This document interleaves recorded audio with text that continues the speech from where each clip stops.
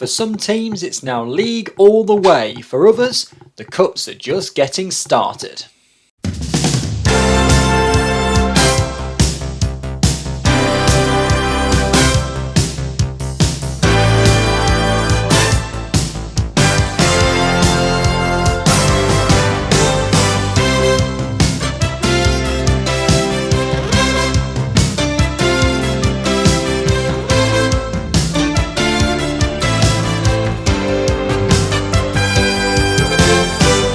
Yes, hello and welcome to this week's Women's Football Chat. My name is Chris Gadsby. I'm here every Thursday at 6 p.m, bringing you the very latest from the third and fourth tiers of women's football here in England. This show dedicated to what is the FAWNL. We've had a busy week. The Northern and Southern Premier Divisions had planned for full programmes before the storm got in the way, and of course there was an awful lot of FA Cup third qualifying round games in there as well, with 40 of them involving FAWNL Tier 4 sides, and we'll go into all of those later on in the show.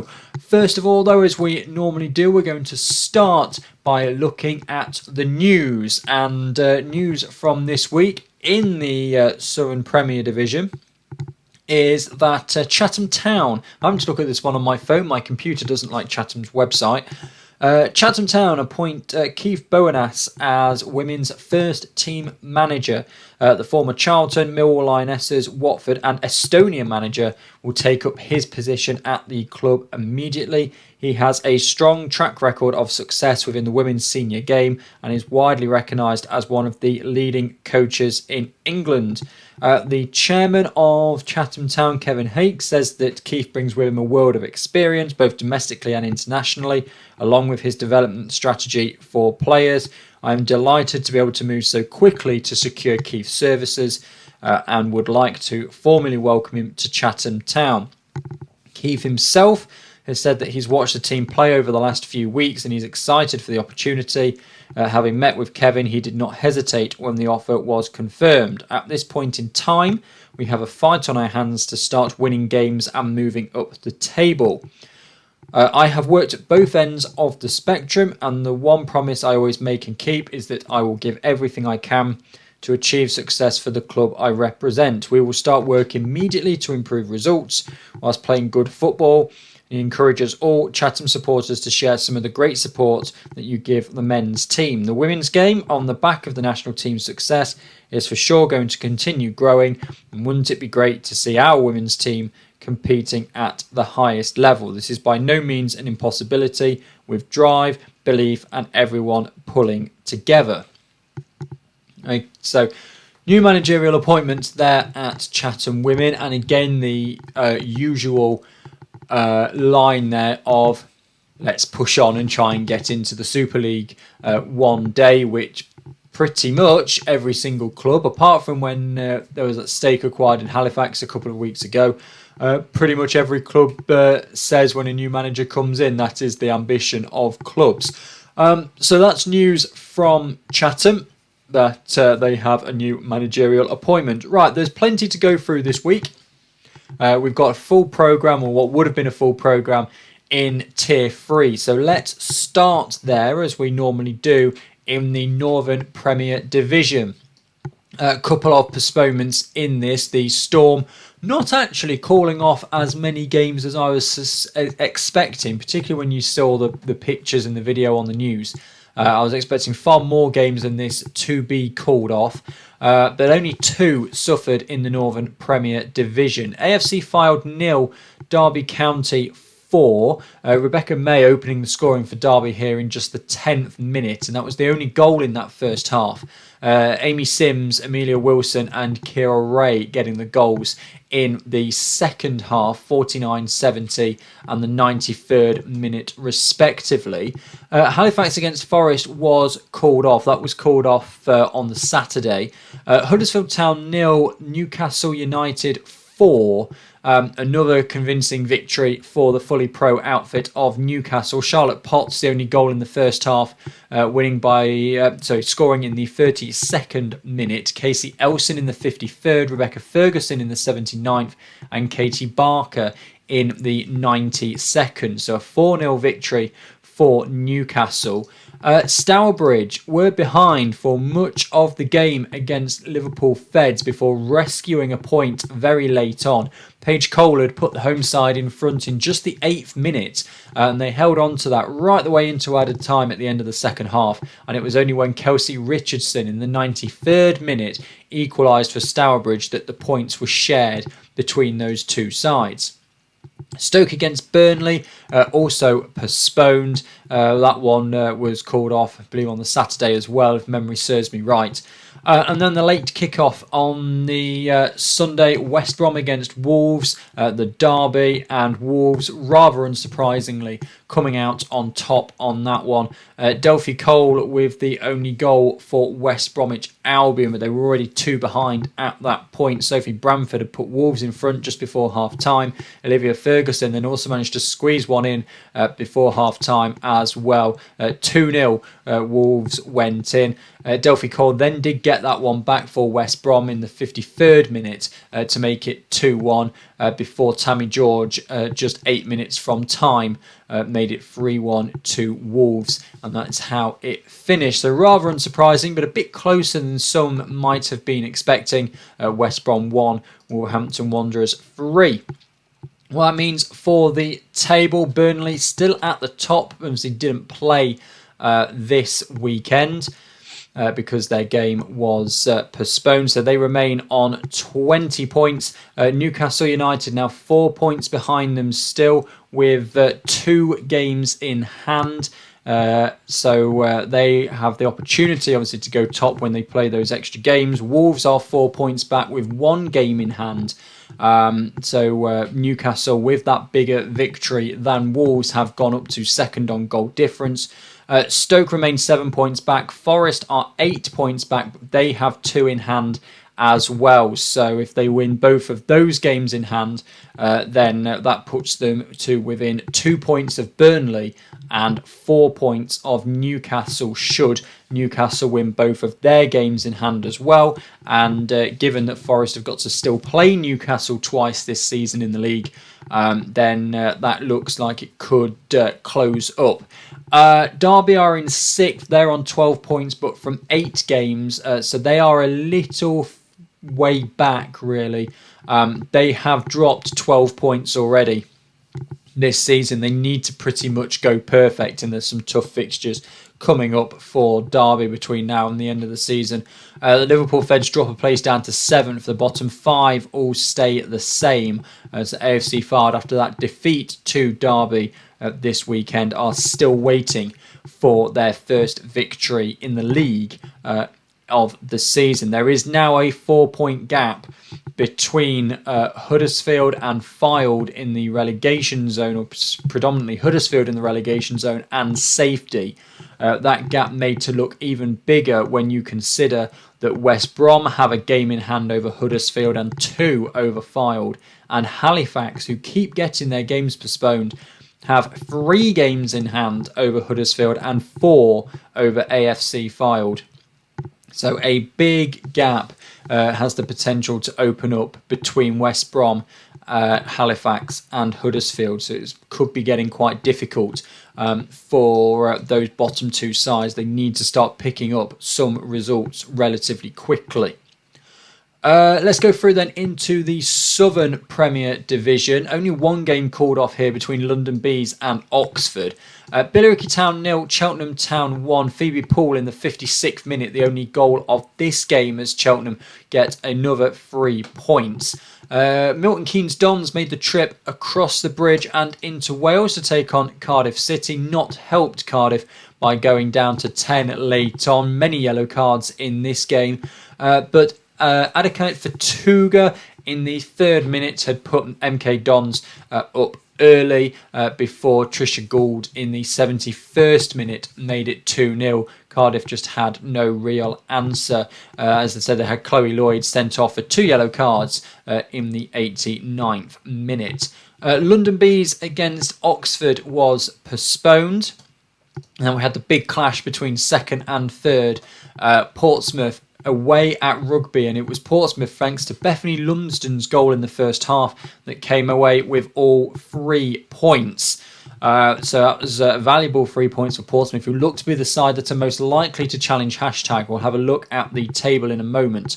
But not a very good afternoon for Portsmouth's Ella Humphrey, who came on as a substitute in the 85th minute, got a yellow card in the 86th minute, and then was sent off in the 94th minute. So her afternoon lasted just 9 minutes. Not quite the substitution that the Portsmouth manager would have had in mind.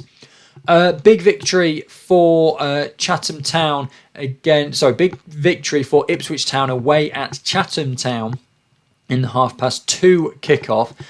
Goals in this one have come to, and we've had a change in these goals actually. Let me just sort this out from when I made this graphic. We have had a change. Oh no, we haven't. No, so Leanna Williams, sorry. It's because the reason I got myself in a muddle there is that I had to go on Ipswich's Twitter account to find the times of these goals to put them on that graphic. And on Ipswich's X account, I still call it Twitter, it's down as Leonard Gunning-Williams. And then on full time, it's just down as Williams. That's where my mistake came in there. So Leanna Gunning-Williams in the 9th minute opened the scoring for Ipswich. Then Bonnie Horwood from the penalty spot in the 13th. 2 for Natasha Thomas in the 35th and the 44th. 1 for Sophie Peskett in the 75th. That made it 5-0. Chatham then get their consolation goal through Breon Grant in the 83rd minute before Nia Evans in the 96th minute made it 6-1 to Ipswich. Big result for them. Boosts their goal difference significantly and gives them another good 3 points towards the top. Hashtag United, a 2-0 victory over Plymouth Argyle. Perhaps not as big a victory as some were expecting given how Hashtag have started the season. But Malika Gill in the 9th minute and then Samantha Rowland in the 47th minute doing the business for Hashtag United, who win by 2-0 and stay at the top of the table. They are, though, just 3 points clear of Portsmouth, and Portsmouth do have a game in hand. Ipswich are up to 3rd, also with a vastly superior goal difference over Hashtag United, and they are just 6 points back with that game in hand. And obviously these sides have all got to play each other again later on in the season, so this is by no means a done deal for Hashtag United already as we near the halfway point of the season. But of course these tables not going to change a huge amount over the coming weeks with so many cup fixtures coming up, as you can partly make out on the board behind me. I appreciate it's extremely small.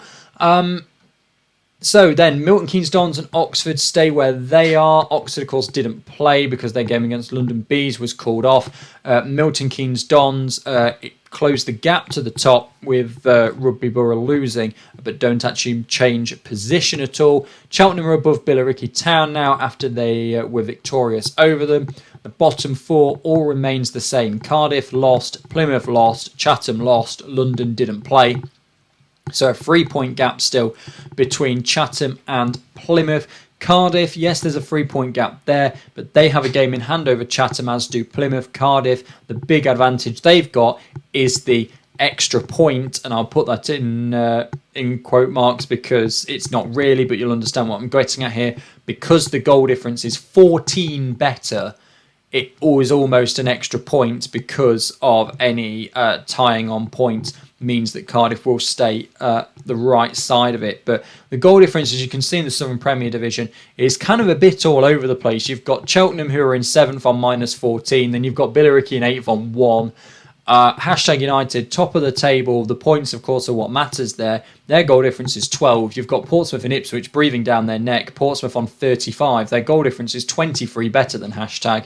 If they are able to win that game in hand and get level, then it's going to be very difficult for Hashtag to make that goal difference up. particularly obviously if Portsmouth keep winning as well. So it is going to be vital for hashtag to win by a clear margin rather than relying on goal difference. London Bees, a 5-point gap to safety already. They need to get points on the board very, very quickly. Right, that'll do it for the league fixtures from the past 7 days. So let's now look at the FA Cup. Not going to go through all 88 here because that will take us a very long time. What I am going to do is go through the 40 games that involved FAWNL sides. Okay then, so 40 fixtures that involve FAWNL sides in the FA Cup. This was the third qualifying round, which is where Tier 4 sides entered the competition. We have had the draw for the first round proper following these results. That will be covered on next week's show because the first round proper is a week on Sunday. So we'll go through what I can get now from the third qualifying round. Now, this is reliant heavily, on full-time having the information on it, and it only has the information on for the FAWNL side. So those who have played Tier 5 sides, Tier 7 sides, don't have the information on those. It's just the Tier 4. Bury 1, Norton Stockton Ancients 1. Norton Stockton Ancients winning 4-2 on penalties. No extra time in these, straight to penalty shootouts. Norton Stockton Ancients surviving the scare. No information's on full time about their scorers yet. So following that one, so they just about managed to get themselves through. Stockport County, rather unsurprisingly, 6-1 winners at Tier 7 Guysborough Town. Goals in this one, Emily Bradshaw with 4 on the afternoon, 25th, 56th, 57th and 81st minute. Olivia Greenhalgh in the 36th minute and Kenzie Bentley in the 80th minute, also popping up with goals for Stockport County. Middlesbrough 0, Hull City 0 in the all Division 1 North tie. It was Hull City who got through 4-2 on penalty shootouts in that one. Poulton Victoria against Chorley was postponed. Now, because the FA takes precedent over everything else, that game is now this coming weekend. So Chorley's game, which if memory serves me right, was against Leek Town in the league this weekend, has had to be postponed because the FA Cup takes precedence. So 6th tier Poulton Victoria against Chorley. Tranmere Rovers 1, Chester Street Town 1. You'll have to bear with me because the full time is not in the same order that this is on. There it is. And Chester Street Town winning this 4-2 on a penalty shootout. Rather frustrating, every time you click the plus, it takes it off the extra. I put it on 50 so I could get them all on one screen, and now it's gone off that. So there's no information on that one either yet. It tends to be where the Tier 6 or Tier 5 and below side are at home, I seem to be discovering. But Chester Street Town winning 4-2 on penalties in that one, again surviving a scare over Tranmere Rovers. York City against Hull United. York City winning by 3-0, but no information's up about that one. I did check this the other day, and there were games that did have the information, so I'm hoping to be able to bring you a little bit more than that. Durham Sestra 8, Bolton Wanderers of Tier 6 0, again rather unsurprisingly. Goals in this one, 4 for Joanne Wilson, 25th, 79th, 83rd and 90th minute. Leanna Giles in the 30th and the 40th. Faye Dale in the 26th and Neve Doody in the 71st. That is 8 goals all put on there. So a convincing victory, rather unsurprising against the side 2 divisions below for Durham Sestra. FC United in Manchester 2. Cheadle Town Stingers 2, and then the penalty shootouts. I've got incorrect information on there. Just bear with me. There we go. That's better. FC United of Manchester winning 5-4 on penalties. Ella Ritchie in the 43rd minute and Shauna Jean in the 87th minute with the goals for FC United of Manchester. and then denying Cheadle Town right at the last with the penalty shootout. Leeds United 7, Chester 1. That's Chester, not Chester Street, of the 6th tier. Charlie Ann Pizzarello in the 6th minute opened the scoring for Leeds. Izzy Elliott in the 10th.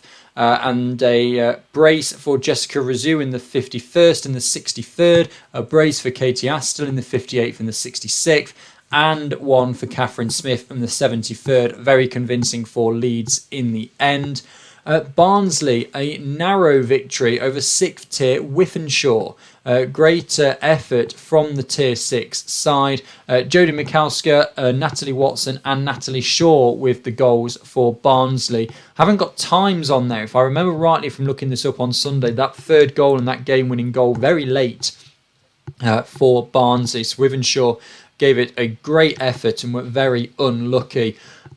Crusaders against Sutton Coldfield Town postponed. This is the game that's causing the problems because that has had to be moved to this weekend. And that means, as you will see later, that the game between Sutton and York in the FAWNL plate... Sorry, no, FAWNL... Yes, FAWNL plate, sorry. That has had to be... postponed to the next week rather than the league games, and hope that they both get in before then the FA Cup. So yeah, a bit difficult one there as well because of those postponements. It's just causing a bit of issue really. Hopefully they can get that game played next week, because if they don't, then things are going to get even more difficult over the course of the coming weeks, because then the FA Cup is going to get pushed and precedent, and then the actual cup gets very, very messy if they don't get this game played this week. So hopefully the weather will subside and they'll be able to get that game on. Right, Altibridge War Memorial of Tier 6 against Boldmere St Michael's of Division 1 Midlands, and a 4-0 victory for Boldmere. Ella Bryan, Jade Formerston and 2 for Gabriella Mayer in the coming off the substitutes bench with the goals for Boldmere St Michael's. Notts County against Loughborough, an all Division 1 Midlands tie, was postponed again because of the weather. So they're playing that this weekend. That one's not too bad because it just postpones their league fixtures. Neither of those sides in the cup or the plate. You can see from the board behind, they both got knocked out in the cup and plate competitions. So there's no issue there. It's just league fixtures, and they'll just keep getting pushed back until they can get this FA Cup game in. And Lincoln City narrowly beating Lichfield City by 4-3. So a very good effort again from Lichfield. No information about this game on full time at the moment. Next page then, Inkborough Eagles losing 8-0 to Leafield Athletic. Again, not really a surprise. Tier 7 coming up against Tier 4. Sarah Hazel with a brace in this one, 11th and 88th minute. Megan Jenkins with 2 in the 15th and the 19th. Samantha Baker in the 27th. Neve Fallon in the 65th. Lucy Taylor in the 80th. And an own goal in the 34th minute. The 8 goals for Leafield. Doncaster Rovers Bells beating Mansfield Town by 4-0. Jasmine Saxton in the 20th. Phoebe Snedden in the 24th. Layla Abadi in the 57th. And Sophie Brown in the 68th. Comfortable in the end for Doncaster Rovers Bells. Solihull Moors 4, Port Vale 0. So a convincing victory for Solihull Moors there. Northampton Town 7, Coventry Sphinx 5. A 12-goal thriller for those sides. A 12-goal thriller for those sides between Northampton and Coventry Sphinx. See what information, if any, is up there. But these goals just kept flying in, and no information about that game on full time yet, unfortunately. But 7-5 Coventry Sphinx of Tier 5, giving it a very good go indeed. Leek Town beating Solihull Sporting convincingly by 10-0. That one kicking off later at 3 o'clock. 4 for Chantal Gallagher in this one, 11th, 17th, 66th and 67th. 2 for Katie Mayer, 29 and 52. 2 for Manuela Dell in 68 and 76. And 1 for Noala Miskiel in 77. 1 for Natasha Shepley in the 39th. And that, yes, is all 10. Shrewsbury Town 2, Sheffield 2. Goals in this one. Sheffield winning by 4-3 in the penalty shootout. No information about that game either. Sporting Calza beating Kidderminster Harriers by 7-1. Leonie Joyce, 43rd minute. Sky Owen, 24th. Laura Smith, 13th and 72nd. Maya Shishmirak in the first minute, putting Sporting Calza in front. Lowry Walker in the 6th, Daisy Wickett in the 64th minute. A very convincing victory for Sporting in the end.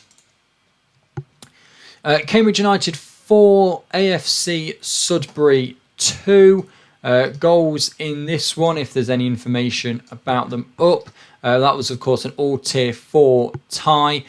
Goals to Rachel Koski, Isabel Simmons and Alicia Stockton down for Cambridge United, including then one that is currently missing, which is just not on the system at all. And 2 for Sophie Jeffrey for AFC Sudbury, but not enough. They bow out of the FA Cup. London Seaward losing by 3-1 to Norwich City. Shannon Shaw, Freya Simmons and Megan Todd with the goals for Norwich. Ray Laudat with the only goal for London Seaward. Convincing victory for Peterborough United against Cambridge City. 5-1 in each half, 10-2 the final score. 3 for Rosie Axton, 16, 59 and 78. 2 for Evie Driscoll King, 6th and 76th. 1 for Megan Lawler in the 41st. 1 for Katie Middleton in the 22nd. 2 for Keir Perkins, 37 and 46. And 1 for Renee Bennett in the 73rd. Cambridge City's 2 goals, Jade Barrett and Paige Gardner. Worthing 2, AFC Wimbledon 3. Close game in this one, but it's Wimbledon that come out on top, thanks to a goal in the 75th minute to Ashley Hinks. Emily Donovan had opened the scoring in the 30th minute for Wimbledon before Worthing equalised in the 37th through Rebecca Bath. Ellen Dorey in the 55th minute put Wimbledon 2-1 in front. Then Hinks made it 3-1 with 15 to go. Gemma Worsford got one back with 5 to go for Worthing, but they were not able to get that equaliser to force penalties. Actonians 1, Fulham 1. Fulham knocking out Actonians on a penalty shootout by 4-3. 5th tier Fulham knocking out 4th tier Actonians.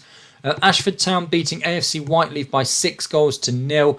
Goals in this one, Martha Riley in the 25th minute, Lavanna Newfield in the 41st and the 84th, Anya Kinane in the 60th, the 72nd and the 87th with goals for Ashford. And Chesham United 4-0 over Sittingbourne.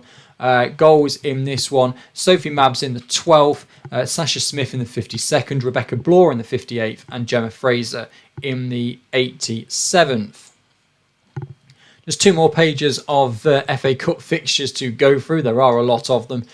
Chelsea 0, Bromley 8. 6th tier Bromley knocking out 4th tier Chelsea with an 8-0 victory. Not a good afternoon for Chelsea at all. Maidenhead United beating Richmond and Kew by 3-1 away from home. Isabella Stockton in the 67th minute, Simone O'Brien in the 76th and Natalie Cowell in the 90th minute. All tier 4 tie between Haywards Heath Town and Queen's Park Rangers. Haywards Heath getting the better of this one by 3-0. No result, no information about that one though. Bitton against Southampton Women, 5-0 for Southampton. Ellie Chaff in the 18th minute, Erin Bloomfield 34th, and Isabella Thorogood in the 64th. And that is all the information that's on there. So a 5-0 victory, but only 3 goals recorded. Abingdon United 10, QK Southampton Ladies 1. Goals in this one: 3 for Leah Francis, 2 for Erin Hartigan, 2 for Lauren May, and 1 for Alexandra Ashley, Megan Crawford, and Grace Eagles. Bridgewater United 3, Forest Green Rovers 0. No information about that one. And Keynsham Town 1, Bournemouth Sports 0. No information about that one. FA Cup third qualifying round, then the final page involving FAWNL sides. Exeter City 7, Torquay United 0. A hat-trick each for Sarah Stacey and Zoe Cunningham, +1 for Matilda Franchi in the 90th minute with the 7th goal for Exeter. Swindon Town beating Liskeard Athletic by 3 goals to 1. Megan Jarvis in the 38th minute, Billy Haynes in the 5th minute of added time at the end of the first half, and Annabelle Colston in the 80th minute. Portishead Town 9, I missed one out there. AFC Bournemouth 13, AFC St Austell 1. Of course, AFC St Austell in the FAWNL last year, but a 13-2 defeat to Bournemouth. 4 goals for Lucy Cooper and 4 goals for Maisie Smith. Plus then goals to Gemma McGuinness, Alicia Buckingham, Helen Blizzard, Chloe Gilroy and Molly Gladwell. A very convincing victory for Bournemouth. And also a convincing victory for Portishead Town. 9-1 over 7th tier United Services of Portsmouth. Goals in this one, a brace each for Tamsin Hayward, 12th and 86th, Shannon Holloway, 24th and 84th, Alana Torrington, 62nd and 78th, and then goals for Stella Morgan, Ruby Hopkins and Anis Turner as well. 9-1 for Portishead. And finally for the FA Cup third qualifying round, Moneyfields 4, Gloucester City 0. Goals in this one from Moneyfields: Kimberly Fuller in the 15th, Gemma Simmons in the 30th and the 56th, and Amelia Hammond in the 85th. So that is the third qualifying round of the FA Cup. Almost complete. We have 5 ties to be played this weekend, only 3 of them involving FAWNL sides though. So I'll give you the rundown of those on next week's show. In terms of the first round draw, this is where the tier 3 sides come in as well. So all 24 of those.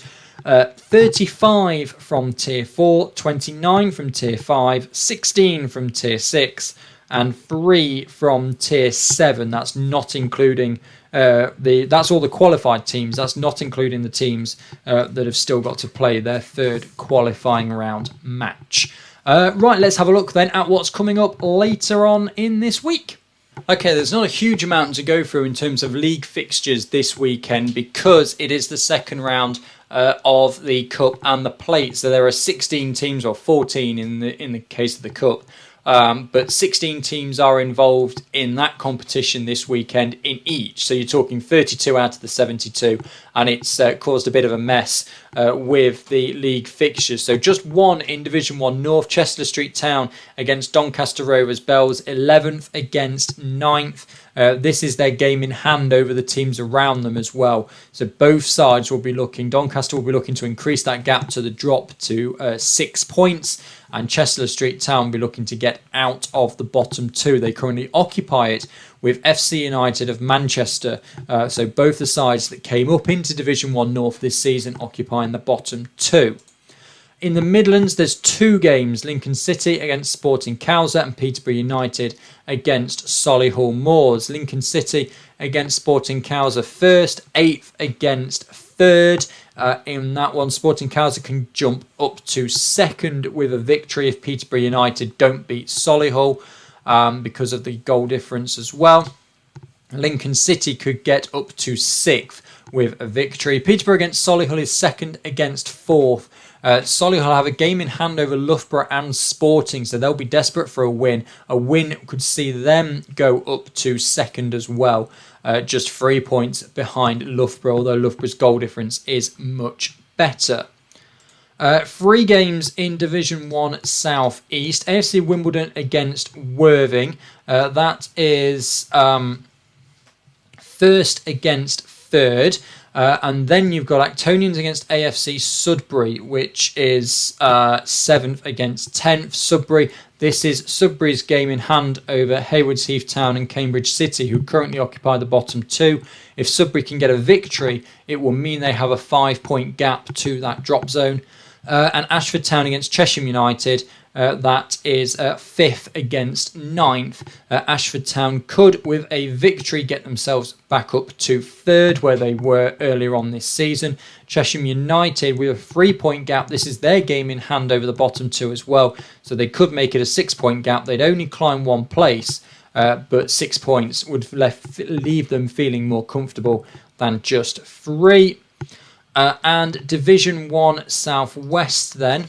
Abingdon United against Torquay United is 7th against 10th. Very similar situation. Torquay currently only out of the bottom 2 on goal difference. They'll be desperate to get up the table. Moneyfields against Bridgewater United, 5th against 6th. Both teams tied on 12 points each. Moneyfields with a much better goal difference, 24 in comparison to 3 for Bridgewater. Moneyfields with games in hand on those above them. Keynsham, so they could jump above them. Swindon Town are playing. Also a game in hand over Exeter. They'll be looking to catch them as well. 2 in hand over Swindon and Bournemouth. And then the final game in the league, Chelsea against Swindon Town. Swindon Town will be looking for a big victory to get their goal difference up and close to the teams that they are trying to catch. Chelsea, of course, played 7, lost 7, minus 58 on the goal difference, and an 8-0 defeat last weekend to a Tier 6 side. So Swindon will be definitely looking for an opportunity to score a lot of goals, even though it's away from home this weekend. Right, let's then have a look at the Cup and Plate competitions to finish off. So, Cup competitions first, only 7 taking place this weekend. Cardiff against Ipswich is taking place next weekend. So, AFC Fylde against Durham Sestra, Tier 3 against Tier 4, of course, but Fylde bottom currently of the Northern Premier Division, having not won a game in the league yet this season. But at home in the Cup, Tier 4 opposition might fancy their chances. Leeds United at home to Halifax. Halifax in 9th in Tier 3. Leeds, of course, in Tier 4. But again, at home, Leeds might fancy the chances. Big game at Gateshead International Stadium. Newcastle against Nottingham Forest. The fully pro side, the professional hybrid model. Those two sides coming together for the first time this season. And of course, Andy Cook now at Newcastle, having brought so much success with Forest and just missing out on the playoff last year. He gets to come up against his old side. So Newcastle against Forest, that's the big one. And then the other tie in the northern section, West Brom against Huddersfield, is 10th versus 11th in the Northern Premier Division. So for me, I feel that whoever comes out on top of that Newcastle Forest game will end up in the semi-finals, because I think they are by far the 2 strongest sides in the northern section. And I think whoever wins that game will get through their quarter-final as well. Semi-final, of course, it goes national. And then in the southern section, Hashtag United against Rugby, a great game in store there at the towards the top of the Southern Premier Division. 2 sides there, 1st and 4th in that one. So they're going to come together in the Cup. London Bees against Norwich City, 12th and bottom of the Southern Premier Division, coming up against Norwich City, who are 2nd in Division 1 South East. Definitely an upset on the cards there, perhaps, with the Tier 4 side maybe going through. Milton Keynes Dons against Portsmouth is 5th against 2nd in the South as well at Stadium MK. So those 2 sides going well in the league. How will they fare in the Cup? And finally then in the Plate, This is more tier 4 as it always tends to be. So Barnsley against Sheffield is an all Division 1 North tie. So no, it's not, because Sheffield are in Division 1 Midlands. But Barnsley, top of Division 1 North, 3 points clear of anybody else. And Sheffield in the Midlands, of course, just got through via a penalty shootout in the FA Cup, are 11th and in the relegation zone in Division 1 Midlands. So Barnsley the favourites in that one, you would feel. SC United of Manchester against Hull City is an all Division 1 North tie. FC United of Manchester in 12th, Hull City in 2nd. So again, Hull City would fancy themselves there. Northampton Town are hosting 3rd tier Derby County. Northampton Town are in 7th, so mid-table in Division 1 Midlands. Derby County, mid-table in the Northern Premier Division. Derby will fancy themselves, you feel, in that one. And Sutton Coldfield Town against York City, which is not happening because of the FA Cup game between Sutton Coldfield and Crusaders. So that game actually isn't happening. So my mistake on that one. Cambridge United, again, in the southern section now. Cambridge United against Keynsham Town. South East against South West. So that's 4th in South East for Cambridge United. Coming up against Keynsham Town, who are 4th in Division 1 South West. Exeter City, 2nd in South West, coming up against a London Seaward side, who are 8th in South East. Haywards Heath Town against Maidenhead United. Haywards Heath 11th in South East. And Maidenhead United 8th in South West. And finally, Southampton Women's against Billericay Town 9th in South West against Southern Premier Division side Billericay Town, who are currently in 8th. So those are the games, minus that Sutton Coldfield against York City one, which I put in by error, in the Cup and the Plate this coming weekend. So that will about do it for this week's episode of the Women's Football Chat, the show dedicated to the 3rd and 4th tiers of the women's game. That's the FAWNL. Don't forget, Predictor League. Links to that are on the website www.womensfootballchat.wordpress.com, where you'll find further articles as well. Been very busy with work and BBC at the moment, so I haven't updated that for a while. But get more articles going out. You can find the links to the Predictor League, so you can get involved in that. And of course, if you want to get involved in the show, it's on Twitter at Chris_Gadsby. And you can also listen to the audio version on the move on Spotify and however else you get your podcasts. Just search for the Women's Football Chat. So thank you very much for watching and or listening to this week's episode of the Women's Football Chat. I'll be back next Thursday at 6 p.m, bringing you all the very latest from those cup fixtures and looking ahead to the first round proper of the FA Cup. Goodbye.